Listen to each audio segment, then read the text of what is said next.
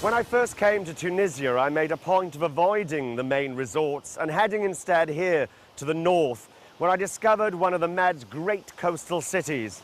Well, here I am 10 years on, and it amazes me that Tunis remains relatively neglected and underrated.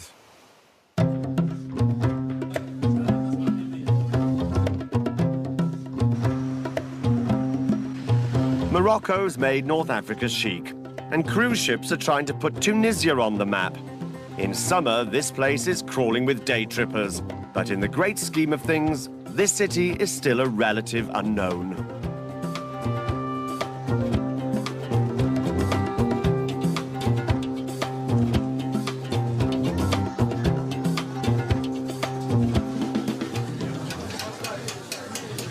In my book, Tunis can match the exotic charms of some better-known Moroccan destinations, plus there's a lot less hassle here.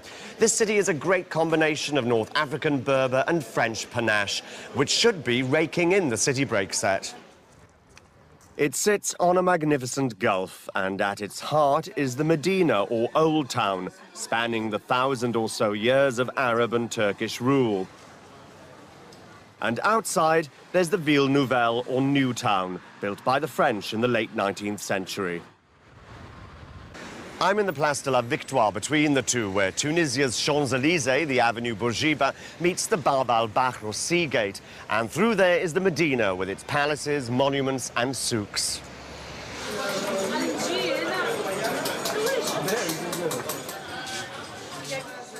The Rouge Zitouna is Main Street and tempts in the tourists. It's not the place to drop some shekels, as it's the most overpriced part of the souk.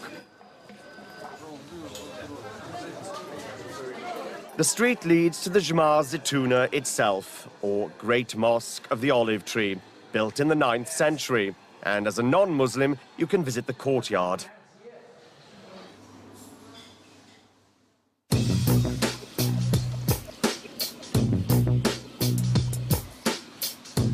Dars are Tunisia's answer to Morocco's riads, and this is Dar Said, an old merchant's house that's been converted into an hôtel de charme, what we'd call a boutique hotel. And it's a winner.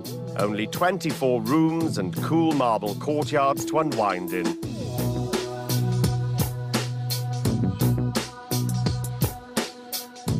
It's just up the coast in the suburb of Sidi Bou Said. The whitewash and blue woodwork may suggest a whiff of the Greek, but this is as Tunisian as you'll find. It's also one of the wealthiest residential areas in the country, even though it can be crawling with day trippers off cruise ships. The views, however, are fantastic. Here's another of Tunis's big plus points. Great beaches. Probably some of the best beaches I've ever seen in the Med, and they're less than half an hour away from the old city centre. Though 2,000 years ago, this is where the locals would have been taking a dip. These baths were built during the 2nd century and are one of the few remains of what was once the only city in the world to challenge Rome.